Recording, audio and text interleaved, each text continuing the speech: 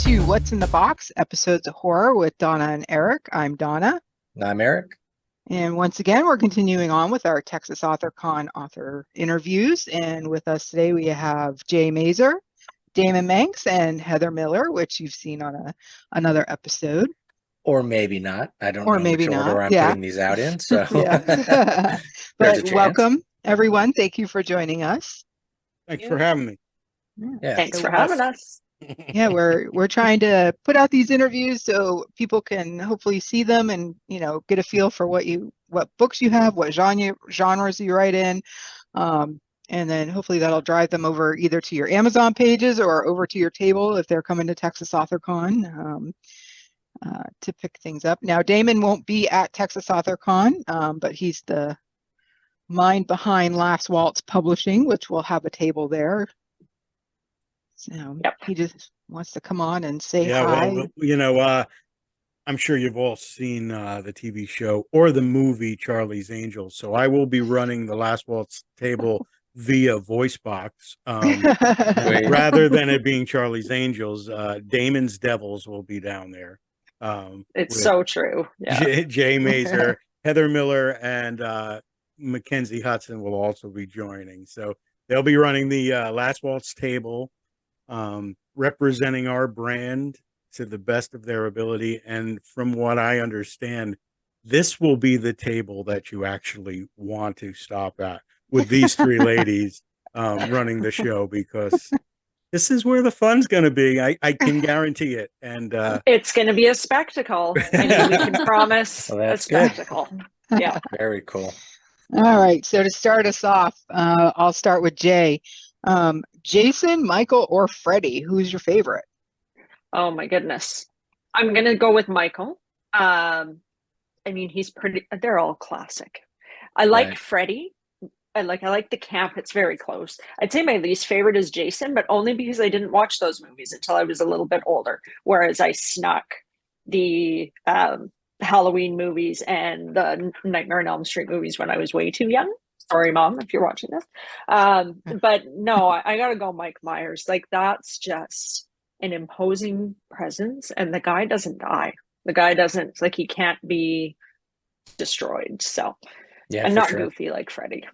Yeah, and it's funny doing these interviews. It's kind of a theme that we've found that a lot of people in the indie horror community have watched and or read inappropriate things at a young age, and I think that probably has molded us into the people that we are today and why we like what we like. So, yes, definitely. Damon, what about you? Man, it's so tough because each one of those characters have such a fond place in my childhood. Halloween was the first movie that I begged my mom to let me see on HBO as a horror movie. Although, I saw Jaws in the movie theater, but I don't count it as a full-fledged horror movie, although it is. But, sure. I mean, I love Michael, except, the campiness at the end bums me out. Freddie, the first Freddie, oh my God. That's some scary stuff. And you can't get away from that because it's in your dreams. Yeah, so I got to go with Freddie. I was going to say, you're right about the being scary because Wes Craven doesn't screw around. He lets his guy, he doesn't get campy. Freddie doesn't get campy until 3, 4, 5. Yeah. And then I could accept it, now you're playing with power. That was goofy, but I loved how scary that first one was. And, it had the theme song, and man, that guy in your dreams, coming after kids, and he, the whole backstory of Freddie is that's layered for me. And yeah, for sure. That first one really, really did it for me. Friday I do have 13th. To say, I'll never forget the tongue coming out of that phone receiver. Yeah. Seeing that as a little kid, I was like, well, I'm not talking on that was the first again. full horror movie I watched when the parents weren't in the house. I was like 8. Yeah. On Elm Street, when she gets sucked into the bed, blood sprouts up, and when she's dreaming and she's just all over the ceiling and all that stuff. And my favorite sucked in. So favorite role I've ever seen Johnny Depp in. that he did. I love that. Yeah, it's fun to watch. That's what I love about old horror movies, is watching all the famous people now before they were famous, getting all these, they all did horror movies. So that's always and fun then to watch. you're like, oh my God, I didn't know that person was in that movie. Like, Yeah. Depending on the movie. So Heather, did you want to mention, talk about? Well, we talked about this last time. I don't really watch movies a lot, and I said Michael last time because I said I just like that name best. So I'll stick with Michael. There you go. 2 votes for Michael. All right. Damon, vampires or werewolves? Vampires. Okay. Vampires are sexier. I'm just gonna say, they are seductive. They get to live forever. They drink your blood. They're, the werewolf is visceral and it's animalistic, but if I had the choice, I want to live forever. I would have liked to have been a vampire back when I was still pretty, but I'd take it now too, because there's that, you're a night owl, you're seducing people, you're badass. Vampires are the shit. I'm sorry, Do you think you'll ever write a vampire book or story? So technically I have. But technically it isn't. It isn't a vampire novel, but I'm writing a series that might explain the origin of the myth. Okay. Interesting. Jay, what about you? Well, I'll definitely read your series, Damon. Yeah, me too. This is a fiery issue for me. I do not like vampire stories, and I don't know what it is. I don't either. It's just so I get the pitch. Oh no, we're team werewolf all the way. Like 110% werewolf. No, I like to write and read a lot of folk horror, so I'm on the rough side of it, nature kind of. And one of the things that absolutely horrifies me is loss of control. Any kind of thematic elements where a person loses control of themselves, the body snatchers, changelings, werewolves. Vampire media, I haven't liked a lot of it. And a lot of it is well written. Stoker's Dracula is a bit dry, but it's a good story. The characters are good. We're not going to talk about Twilight. The only vampire media that I enjoyed was, I really liked 30 Days of Night, both the graphic novel and the movie, but they're more creature vampires. Like, they're definitely not your traditional sexy, swooning ridiculousness. And the Blade 2 vampires, they're more parasitic in nature. I like that. Those are fun. I was just gonna say I prefer my vampires more monstrous. I like them, like Radu and subspecies, as opposed to his brother who is the pretty boy. Those are my kind of vampires. I went to see Barbarian with the writers group here, and we didn't know what it was about just recently. That just came out last year. And when we sat down, it was about 10 minutes into it, and my inside voice didn't contain itself. And I said, oh, this better not be fucking vampires. And everyone's like, shh. And it wasn't vampires. But that's what I thought was, the basement. And I'm like, oh no, I have such a bias against vampires. I don't know where it comes from, but my eyes immediately roll. I can't with vampires. Yeah, you don't want to talk about Twilight. No, you know what? I don't about that. No. And I don't begrudge people who like it. That's just not my jam. That's just not my jam. Yeah, I think that's one of the reasons why I never really got into Anne Rice, because her vampires are very I don't want to say prim and proper, but they kind of are, and they're, seductive and beautiful, and, and Damon, as far as your point about living forever, depends on the werewolf mythos you're reading, because some say that, werewolves live for a long, long time, more than a human would. So you can get that from werewolves too. Oh, that'd be cool. Yeah, I think I have a problem with both tropes being just so kind of overdone. So I'm looking for something that's different in both realms, where like you're speaking like more of a creature vampire, or some kind of a distortion on the vampire, the werewolf myth. I'm definitely looking for something new when you say vampire or werewolf. So for me, I'm like, where is that? I want something different. Yeah. That's actually how Damon and I started working together. Strangely enough, was a werewolf story. I have in These Lingering Shadows. It's the French Canadian loup-garou, which the actual history behind it is a little ridiculous. I mean, us Canadians are a bit odd. It's actually a were pig, more typically, and it's a religious curse that if you don't harvest your potatoes at the right time, that you can be cursed to be the loup-garou. And this is not something that changes back and forth from human to pig or wolf. It's just that's what you are for eternity because you picked your taters too soon. It's more ominous in my story. It is. Yeah, her story is really well done. That story is fantastic. Yeah. I love that one. So that's a werewolf creature. I have a soft spot for them. Yeah, for sure. Heather, how about you? I'm still on Team Vampire. Still Team Vampire. I'll take them pretty, ugly. I don't care. As opposed to man bear pig, which is half man. Well, I have. Well, yeah, I mean, obviously he's number one, but right. I mean, after we take him out of the equation, vampires are werewolves. I have this thing about man bears. That's all I'll say about that. I'm not sure where we're going with it. I don't even. Wow. Okay. Know if that was enough, but okay, great. Cool. All right. So as a kid, and anybody can start, what was your favorite horror movie as a kid? The Exorcist.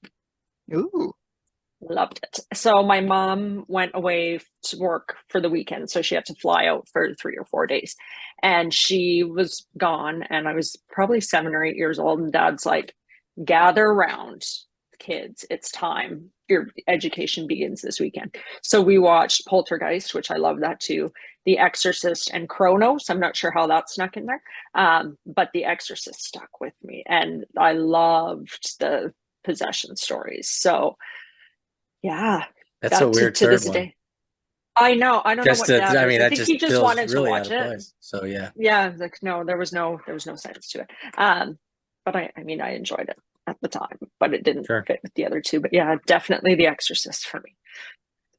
Oh. For the longest time, and I said it's really not a horror movie, but it really was Jaws. Jaws occupied so much of my childhood, and it's the reason why I started scuba diving. Actually, like I was so. Oh, you got in the water. Yeah, it got me in the water and got me to I wanted to be an oceanographer for like years. Wow. And years. That cool. Never materialized, but I did become a scuba diver. But when I was old enough to talk my father into letting me stay up past midnight to watch Night of the Living Dead, all of that changed, and my love for that. Barricade yourself in the house because the zombie outbreak just happened. That changed everything, and that was new. Like I'd never seen anything like that before, and that black and white, very bare bones zombie feature influenced me in a major way. That's a good one. Yeah, I think sometimes I think that black and white is more terrifying than a color movie because you're left with so much. It's your own imagination on what things actually look like as far as the color and the textures. Because sometimes when you're watching a black and white movie, you can't really tell the texture of something, and so I think that's a little bit more terrifying to me when you're talking horror movies. It's grainy, and yeah. To watch it now, there's points in the movie where you're like, okay, I wish something would happen here. It gets a little slow compared to today's movie. Yeah, for sure. It's not as fast paced. But at the time when I probably was like 12 or so. It was pretty damn terrifying. Yeah. I Yeah, my followed dad- my father into the bathroom because I was so scared. Yeah, see, my dad doesn't like horror films. He wouldn't watch them, didn't encourage them, but he loved The Thing and Aliens. So, and Alien, the first one, and so he would watch those constantly. So those are probably early ones I was introduced to, or he would be like, "Hey, sit down and watch this." He pulled us in for the chest bursting scene. I was probably like 5, maybe, and he's like, "You got to watch this real quick. Watch that scene," and then he's like, "You can go do whatever you want to do." That kind of stuff. So he pulled me in to traumatize me and then send me on my way. So Perfect. That's good parenting right there. yeah. That's crazy. Now I know, Heather, if you want to mention, I know you never really watched horror movies as a kid. Well, here's the thing. I did watch horror movies as a kid. Last time we talked, I said, I didn't see Freddie, Michael, or Jason until I was an adult because we weren't allowed to watch those. But it wasn't that we weren't allowed to watch those because they were horror. We were not allowed to watch those because there was nudity or sex scenes or whatever in them, and my mom was not having that. But my grandma and I watched plenty of horror movies. I saw The Exorcist for the first time when I was 5.5. Oh, wow. I have Okay. like this incredibly clear memory. It was Christmas time. My father was trying to untangle the lights for the Christmas tree, and I got bored waiting. And so I went into my grandma's room, and she was watching The Exorcist on one of those giant, old wooden console TVs. And I just sat down on the floor and watched it with her. So like I watched that.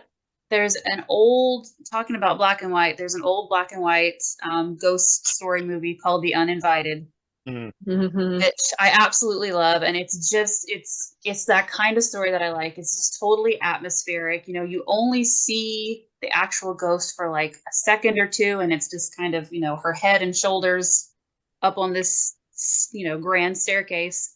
But it's creepy, and I love it. I love that. And my grandma and I watched, I don't know if you'd call it horror. We watched The Birds a lot. I love that for movie. sure. That's horror. Oh, that's And Yeah, horror. that's then 100% horror. I also loved House on Haunted Hill with Vincent Mhm. Price. I thought it was hilarious. I did not think it was scary at all, but I loved it because it was just kind of goofy, spooky to me. I guess maybe it would have been scary to kids like when it was first made, but Yeah. Yeah, for sure. You have to not put yourself in that. They didn't have the they didn't have The mid-80s. Exorcist on when they were Yeah. 5. So yeah, House on No, Haunted that's Hill is going to be a scary Yeah. movie, But even if it is a I little loved, campy. I love just kind of spooky, dumb stuff like that too, Yeah, I'm a big Vincent Price fan. I grew up on Vincent Price. I picked Pit and the Pendulum is one of my favorite movies, and I watched that all the time when growing up. So you can't go wrong with a good Vincent Price movie, No, Oh, you you can't. definitely or a can't. bad one. Yeah. Either way, I usually Right. Yeah.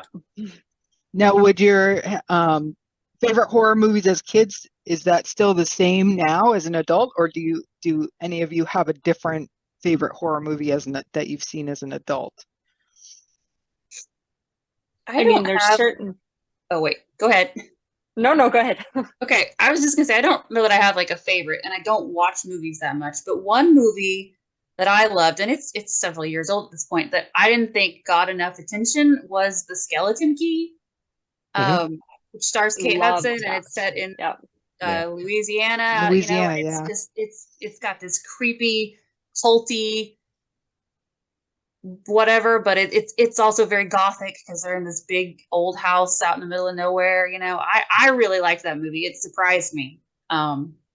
It was one of those, there's nothing else to do. I was probably sick. That's generally the only time I watch movies anymore, is when I'm too sick to do anything else. I might have been drugged up on NyQuil or something when I watched it, which could have added to the experience. But yeah, I really liked that one, and I don't think enough people really paid attention to it. Yeah, for sure. That's a good one.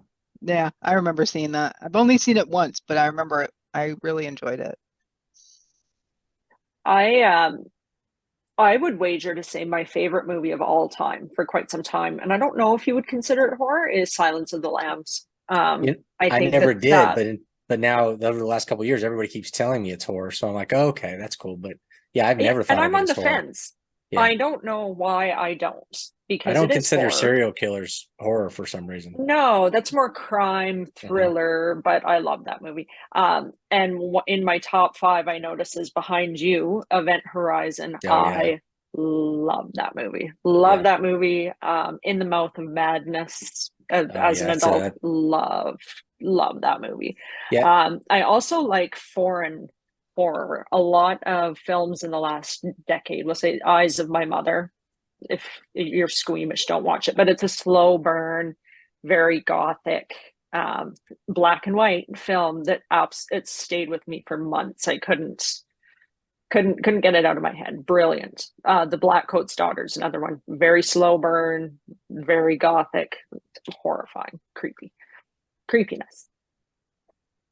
Yeah, I don't know if I have a favorite one as an adult. I mean, I'm always watching. I watch a movie a night, after I'm done with work. I really loved Train to Busan. That was really good.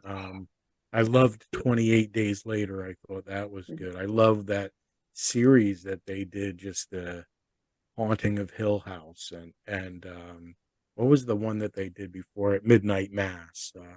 Midnight Mass was really good. Yeah. Everything he touches is gold. I will watch anything he makes. Love all his stuff. The Others. I love I love that movie. That's so, at the end. Anything that's kind of reminiscent of Turn of the Screw, I'm like all over. It's hard, if that's going to change, ask me tomorrow, it'll be a totally different set answer. of movies. I love horror movies and I can't get enough. I need to know what are the good ones because I turn on the streaming channels and I look around, and I watched From Dusk Till Dawn last night. Love that movie. Yeah, it's a fun movie. That's awesome. Yeah, there's a vampire movie I enjoyed. Yeah, one of the few. Yeah. Like 30 Days a Night, like you said. What's the other one that's like that? I don't know if it's like that, but Fright Night is one of my favorite movies. Oh, great movie. I liked both of them too. Yeah, the second one, I understand why people don't like it, but I still enjoyed it. And I like the when he transforms, he's kind of werewolfy. When he's the vampire and he's all hairy and he's got the claws and they slam the claw the door down. I'm doing a con up here in August, and actually every the three main people from the original Fright Night are going to be the that's cool. The guests. Cool. The kid, Charlie or whatever his name was, his friend, and the girl from Married with Children. They're all going to be there. That's awesome. You're so cool, Brewster. That's All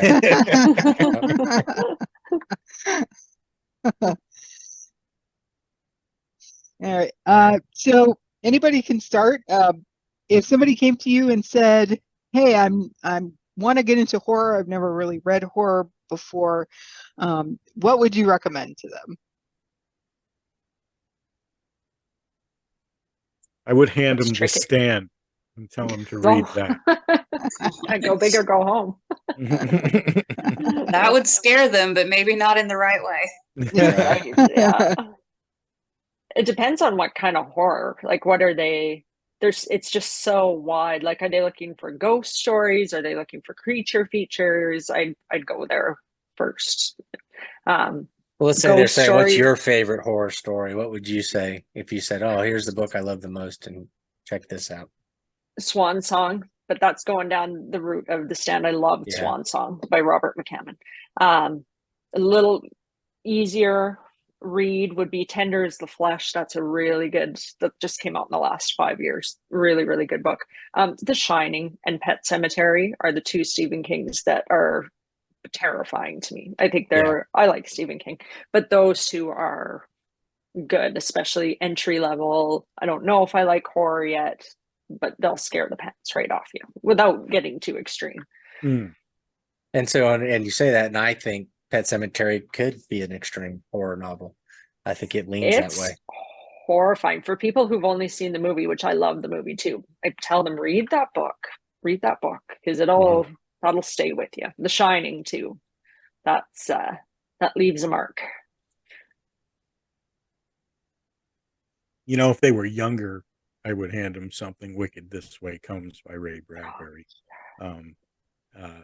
That's an influential book when it comes to autumn and Halloween and trying to to understand that feeling of macabre and that feeling of mystery and uncertainty that comes with horror. And that's what introduced me to horror was reading that book in grade school, you know. But if they were older, I'd hand them the brick of The Stand or smack them in the head with Swan Song or It, you know. There's horror, kid. Read that and shut up. Something Wicked This Way Comes. I read that when I was young, and we, of course, being from rural Canada, there's trees everywhere that would scratch on the roof of our houses, and all I could picture was that damn witch marking the houses in white. She was going around. I believe she was in a hot air balloon, correct? And going and marking the kids' houses. And that's it. So I said to Dad, there is a witch in a hot air balloon flying. He's like, there's not. We don't have random witches in balloons tonight. You know, that's scheduled for the fall. Yeah.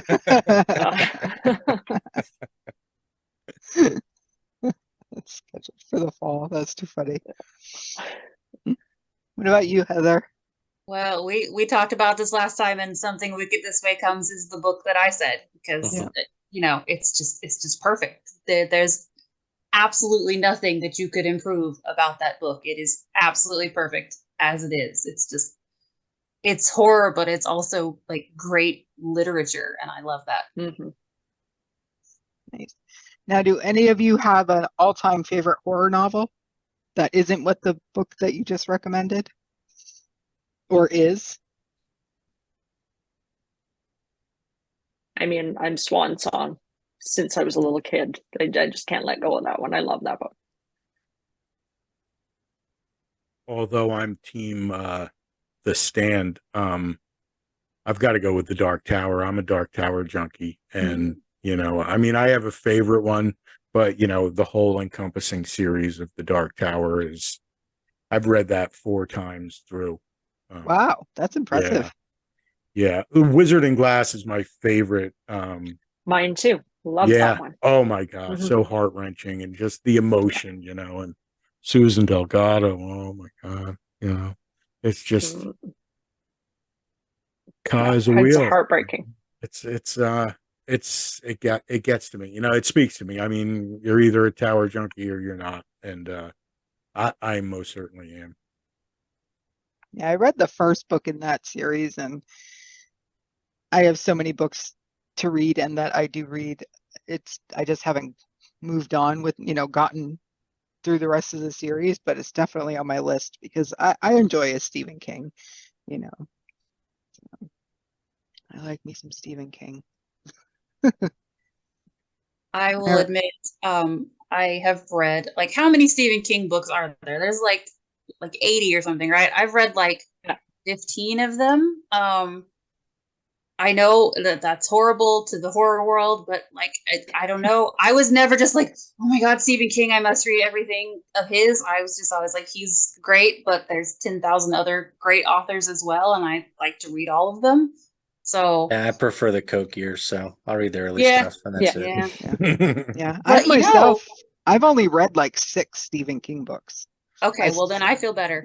Yeah. I started off, one of the first horror books I ever read was The Stand, and then I read It, and I didn't really start reading his other stuff until like probably a year or so ago when I read Salem's Lot. I did read Dr. Sleep like 2 years ago. I haven't read The Shining, which I kind of did that backwards, I guess. reading Dr. Sleep first, and then you know, I haven't read The Shining. And we that's a bit off, but and we just read Cycle of the Werewolf for. Oh, that's a good one. Yeah, it was okay. I mean, I read it when it came out. When I was a kid, I loved it, especially the illustrations and all that. He left a lot of meat on the bone. So yeah. Well, you know, am I okay? Go. Can I talk? Go we talked about Something Wicked This Way Comes, but I can't believe I didn't think about this last time we talked. The other really great classic horror that I love so much is The Haunting of Hill House.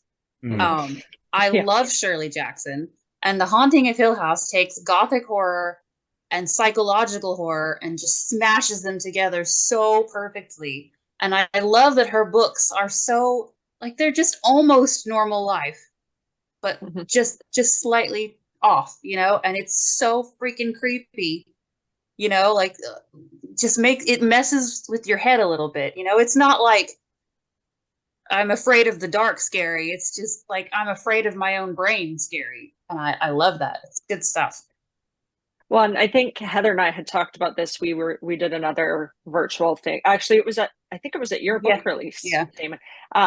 At Tales My Grandmother Told Me, which is your latest, Heather, or your most recent, reminds me of Shirley Jackson's, I believe it's on my bookshelf somewhere. It's Dark Tales, all her short stories, and they're horrifying and absolutely nothing happens in them. They're just the mood. And there's one, and I'll vividly remember this 15 years later, there's a woman who her husband's sitting in the rocking chair and he's just drinking his scotch, and he's not even doing anything, they're not fighting, and she has this internal dialogue, and the story is probably about 20 pages, and she picks up one of those big amber ashtrays, like, you know, the big old stuff, and she's like, I wonder how hard is it to hit him over the head with this and like kill him, like what would happen with this crack, how would that feel going into his skull? And it's just kind of that. And then she puts the ashtray down and walks back into the kitchen, and I was like, just the way, I'm not telling it like she did, but it was horrifying. Like, it was just this very nice little old couple, and they were happy and had 3 kids and white picket fence, and she just wanted to put that ashtray through his brain. And the description of it in her being so removed, it was very effective. So Heather's book, every story in there was like that for me. So yeah. Nice. So does anybody, what is it typically playing when you're writing? Do you have music? Are you a silence person? Do you have white noise going? Dead silence here, actually. It's a little bit of everything. Yeah. For me. I'll have classical music playing a lot. I write a lot of folk horror, so I do a lot of that kind of stuff. I also write in coffee shops a lot, so it's white noise in the headphones to block out the ridiculousness that goes on. Alrighty. So let's talk about you guys' newest project. Heather, if you want to, go over your newest project that you have out, or anything you're working on that's coming out in the future. Okay, I'll do mine quick since I've already done it once. Yeah. My big thing is that at Texas AuthorCon, we will have early copies of my book that I still need to finish writing, called What the Dead Leave Behind, which is 4 novelettes. They're actually, they all start with D. It's Demons, Despair, Dreams, and Desire. And they're each a story about someone dealing with the aftermath of the death of someone in their life. They're ghost stories, they're hauntings, but they're not, I should say they're hauntings, not necessarily ghost stories. They're people dealing with things left over from people they loved who have died. And they're creepy. Don't worry, they'll be creepy. But they're also kind of sad, some of them, because that's what I do. Nice. Damon, what do you have coming? What's your newest release, and what are you gonna? So my latest release is Manxiety, collection of disturbing stories, which is more of an emotional and psychological horror.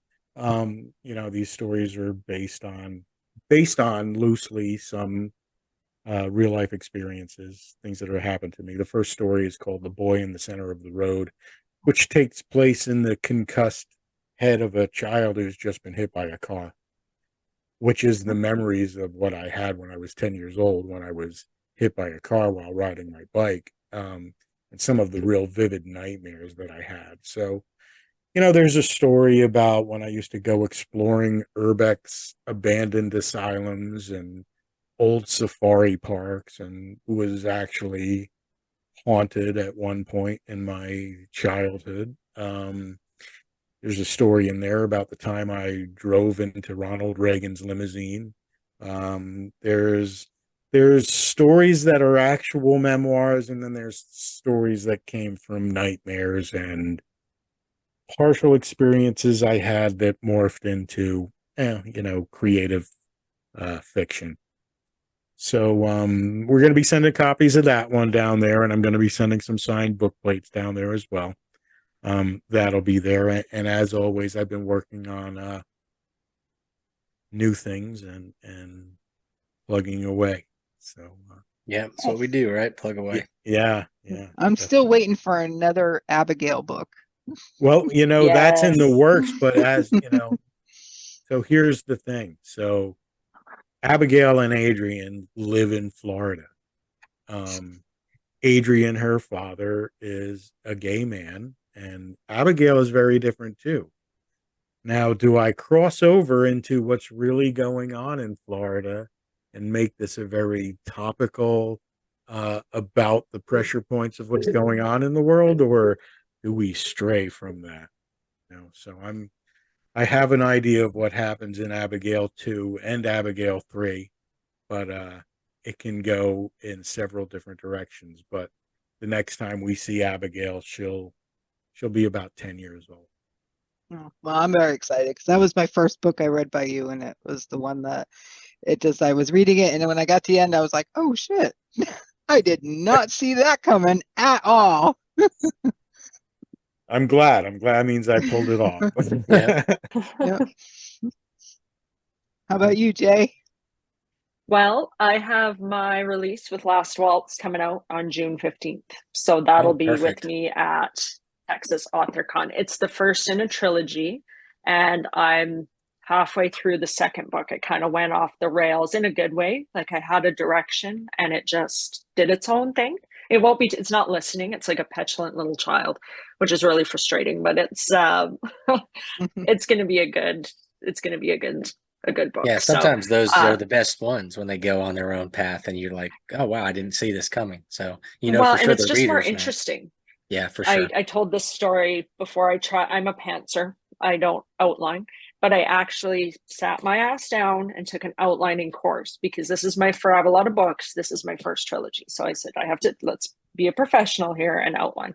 So with our local writing group here in Houston, I took a class on outlining, got the fancy software, sat down, plotted the whole thing. It was beautiful. It looked like you see in the movies, the crime wall.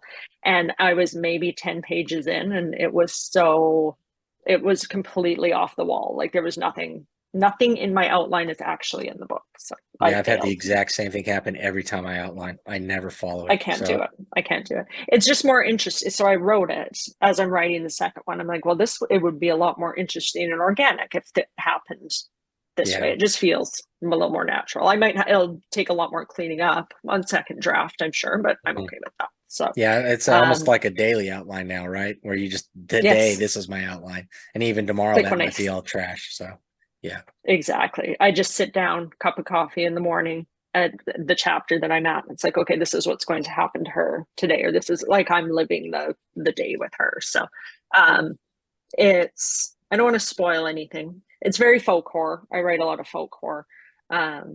It's a girl who believes she's a witch. And then she finds out that that's not quite what she is. So the first book is her as a child, preteen. And the second book will be as her as an adult. And the third book will be her as an old woman. So it's going to go through her life. And Heather, you mentioned the Irish song about the first time I saw her, the next time I saw her, and the last time. Those are the titles of the three books. The first time I saw her, the next time I saw her. Unintentional. But yeah, I'm pretty excited about that. So that makes its appearance to the world on June 15th. And then I will be having that at the Last Waltz table. Sweet. Awesome. So go ahead, Daemon. I was just cheering. Oh yeah. So everybody can find your works on Amazon, I'm sure. Do any of you have your own websites that people can go to? I'm jaemazer.com because I'm old and can remember one name. Yeah. So I'm Jae Mazer on everything. Facebook, we'll have links Instagram. too, just so you guys know. We'll put links down below. So Perfect. Yeah, and it's just www.jmazer.com. And I update all the events and signings and releases and all that good stuff there, and the occasional blog post. I'm sure Daemon Last Waltz has a website. Yeah, so we've got the Daemon Manx website, which deals with my books, with the appearances I'll be doing, and it's got a little blog post for when I manage to fill it in with whatever news or reviews I can get in for other people's books. And then of course which is DaemonManx.com, and then LastWaltzPublishing.com, which features all our authors, all our books, has a shop where you can actually purchase the books as well. And we've even got the option to purchase digital ebooks of our products, those that aren't on Kindle Unlimited, though, so there's a couple in there right now.